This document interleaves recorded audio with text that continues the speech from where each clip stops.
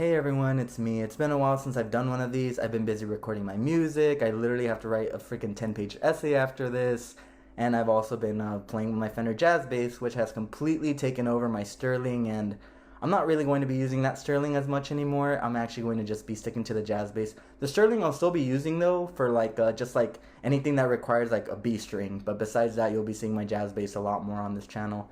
And I thought, you know what, just break from the average bass cover or like releasing my own song and just kind of like doing a little vinyl update of what I've gotten these past couple months. So the first album that I like really got, and I got this for $10, and it's an original Non-Stop Erotic Cabaret by Soft Cell. If you're a fan of dark synthesizer music, you will absolutely enjoy this album. It's hilarious because it tries to be sexy, but it's really not a sexy album. In fact, I would like call it like a really perverted album. It's something you'd listen to if you're like walking at the sex shop at like 3 a.m. That's like kind of like the vibe you get from this album. But personally, I think it's one of the greatest albums of the 80s. It's so underrated. I wish they weren't just known for Tainted Love because they have so many great songs. And I wish I got the deluxe version because the deluxe version also contains like I believe the Non-Stop Ecstatic Dancing EP, which also was ahead of its time in terms of synthesizer music. And if I were to recommend you a few tracks from this, I'd recommend you a Sex Orf, Tainted Love, of course, Frustration, such a good introduction. And if you get the deluxe version, listen to So. That song is so freaking good, and no pun intended, and I just wish I had the deluxe version. That's pretty much all I'm saying. If you want to get Soft Cell's, like, a general idea of Soft Cell, get this, but get the CD version with the deluxe edition, and you will not be disappointed.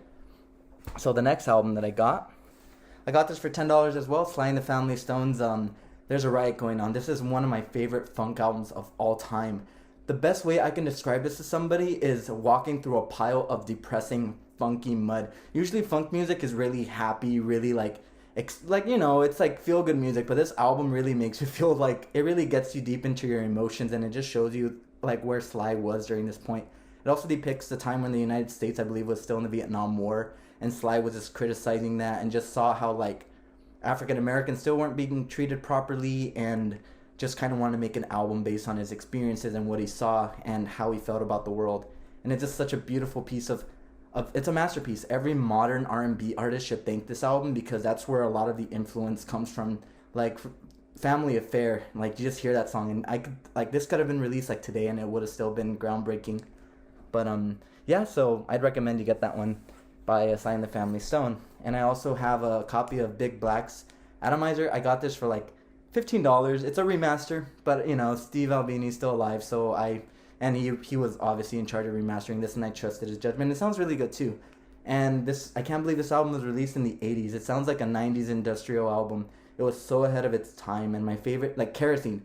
If you want to get a good idea of this album, listen to Kerosene. The drum machine, the vocals, the crunchy bass tone that literally like chokes you and just sounds so trebly but so good. And if I was to recommend you a few songs, Kerosene, also Fist of Love, Bazooka Joe, and Jordan, Minnesota, which read up the lyrics on that. It's actually about a child sex ring, I believe, and it's pretty sad, but yeah, it's a great album, and I'm so happy I found it. And then the next album, which, I mean, it's no shocking to you guys, I love The Strokes. I actually got The Strokes, The New Abnormal. I wasn't really having high expectations when I bought this. I was like, you know what, The Strokes, they sound tired. Julian Casablancas clearly loves The Voids more than The Strokes, so I was like, alright, he's just gonna half-ass this like he did in Come Down Machine, which I still love, but I feel like half of that album was just filler, and it could have just been an EP with like the best songs. But this really like blew me away. I heard the adults are talking, and I was like, Julian Casablancas really like pushed his limits in terms of his singing. A lot of people may not like criticize his falsetto, but I actually really like it. And the whole album is just consistent. I don't really skip any tracks. I think it's actually the most consistent Strokes album besides Is This It? Because every song has like a unique, distinct sound. Like you can like actually like skip around the track list and you'll be satisfied with it. And my favorite song on this is the only song I don't really like on this is Bad Decisions, just because it's just the riff has been riffed off so much, and it's like even Julian Casablancas like, alright, it's he kind of just like also kind of half-assed it too. He's like, alright, well, we have a song made, so we kind of have to release it. And but besides that, the whole album is really good, and even Bad Decisions itself isn't a bad song. It just sounds derivative. But my favorite song on this is Ode to the Mets. I just love it. It's like the perfect closer for an album, man. If you were to get a Strokes album, I would actually recommend this. It's actually it's actually a good introduction to the Strokes. It's a really good album, and it sounds fresh to this. It sounds really fresh. Another album that I got, I mean, come on. Husker Du Zen Arcade. I'm shocked that it took me this long to get this. I found a copy of this at my local record store, and it's just such a great album. Like, it's a classic. This and Double Nickels on the Dime are just, I can't believe they were released in the same year. I think even the same month. And honestly, this album, I cry every time I hear it. It's just such a heartbreaking story, and to me, it's one of my favorite albums of all time. It's one of my desert albums, island albums. My favorite track on this is actually Charter Trips. Charter Trips is such a good song. It's just incredible. I'd have to do a whole album review of this to really like talk about it, but I really like how much of an influence it had on shoegaze music as well, just the distorted guitar tones. I also like the bass lines as well, the distorted bass and the drumming and the singing. The vocals are really emotional, and that, like I said, it's hard not to tear up on a few of these songs, and it's a good combination of emotional music with hardcore influence as well. Another album that I got is Kraftwerk's Computer World. Computer World. I wish I got the Man Machine instead. I actually much prefer that album, but this is like one of the latest remasters, and it's ahead of its time in a sense. Like, when I listen to this album, it sounds, I don't want to disrespect Kraftwerk. The Man Machine is, like I said, my favorite, but it sounds a little outdated, but in a very futuristic way. It's just so weird to describe. Like, you hear this and you're like, kind of like, all right, it's kind of goofy, but then you have to like take into consideration how synth music was like kind of like barely like being well, it was like derided back then, but it was barely being like, you know, like formed in Kraftwerk or like the founders of it. So if I was to recommend a song, listen to Home Computer. Home Computer is just such a good track, and it's so dark, and it's a good representation of this album. All right. And then another album that I got just recently is X's Los Angeles. I got this blindly because a lot of punks were telling me, get this. I'm like, all right, I'll get it. And then I got it, but I didn't really get it at first. I was like, okay, this is kind of like the origins of psychobilly. I didn't really get it at first. I was like, it's very basic, you know, and I didn't really enjoy the vocalist, but as I listened more to it and just heard the lyrics and just vibe to it, it's a great album. It's a good album to just put onto. It's good feel-good music, and the lyrics are pretty dark too. And Ray Manzarek from The Doors actually produced this, which is pretty cool considering like they even have a cover of Soul Kitchen on this, and it lives up to the hype. It's a great album, and you should listen to it. And another one that I got is I'm gonna get made fun of for this. Mutual Milk's Hotels in the Aeroplane Over the Sea. Such a great album. Like, it's a classic. A lot of people either like it or hate it. They either love the vocals or they hate the vocals, but I personally really find them charming. It reminds me in a sense of Daniel Johnston, in which the music is so innocent and so pure to the point that it makes you it kind of takes you back to being a kid again, to falling in love again. And that's what I love the most about this album. I played it to death, so can't really listen to it anymore, but the whole album is really good. It's an album you listen to all the way because of just how it makes you feel. It's not really an album where like you just have to pinpoint each and every track. Each and every track kind of like goes together, and it just creates this like masterpiece in my opinion. And another album that I have is Gang of Four's Entertainment. I thought this was an original, but it's not, and it skips. But it's one of my favorite albums of all time just because of how funky and how mechanical it is. I know mechanical and funky doesn't really go well, but this album pretty much accomplishes this.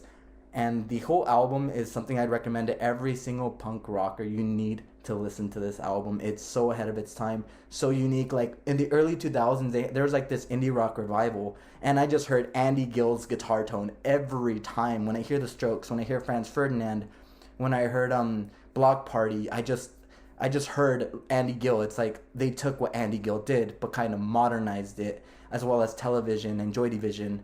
But this is this is an essential listening for like a lot of musicians as well. It's just so mechanical. The lyrics are very politically charged.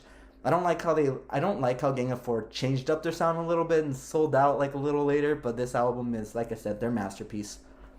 And another album, I mean, I'm trying to get covers of this, is What Makes a Man Start Fires by Minutemen. Double Nickels on the Dime is just that great of an album that this kind of gets skipped over often, when in reality, this is their hardcore album.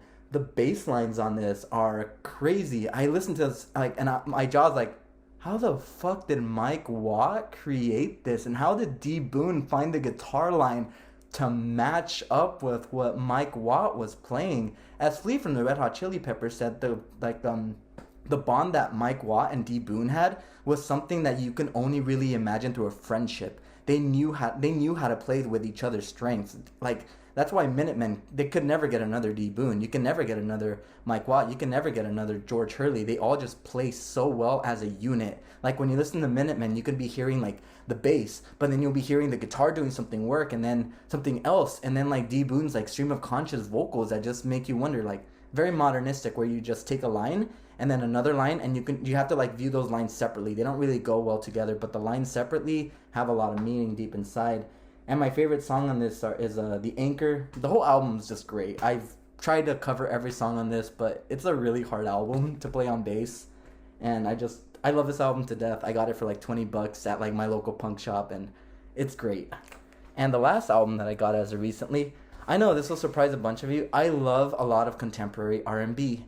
Tyler, the Creator's Flower Boy. I went through a breakup back in like 2017. I don't know why I felt so bad about it when like the girl cheated on me several times, and I was still with her for some reason, but I heard See You Again, and I was like, this can't be Tyler, the Creator. What the fuck? Usually I didn't really like Tyler's old music. I thought it wasn't my thing. I respect horrorcore, but it wasn't like it's not my gig. But then I heard this, and I was like, wow, he really changed up in sound. So I picked up the album, and I loved every single track of it. I was like going in like, I'm going to hate this so much, but I love it. The production is so lush, so beautiful. The lyrics are so introspective as well. I didn't know Tyler, the Creator, could even like write these kind of deep lyrics. And then I love the part that he came out of the closet, and it's just about him finding himself. And Igor kind of like builds up upon this album. So like if you listen to the last track on this, it's kind of like a prelude to Igor. Even I know hindsight's 2020. We didn't know Igor was gonna sound like that, but it was kind of like him giving like a hint that this is the direction I'm going in. And honestly, Tyler, the Creator is probably one of the greatest producers of our time, not of our like recent years. And I can't wait to see where he takes us next with his music. My favorite song on this is Garden Shed. I love Garden Shed and November. And also, See You Again is a great song, but I Ain't Got Time. He wrote that, I believe, originally for Kanye West and Nicki Minaj, but they just kind of shrugged it aside. So he rapped the verses that were meant to be for them, and it's pretty funny. Like, he just kind of like okay, it's all right. But yeah, that's pretty much the records I got. Sorry for kind of like stuttering a little, but yeah, it was nice doing a video like this. I don't really get to share my music collection very often. I got a better record player coming in soon, so hopefully I'll be able to collect more of these. I also got a better job. As you can tell, I've been able to buy more stuff, so that means more content. And yeah, I'm a little awkward doing these, but hey, you kind of got it. It was just fun and something that I kind of wanted to do. And yeah, well, thank you for watching, and I hope you enjoyed this little update of my record collection.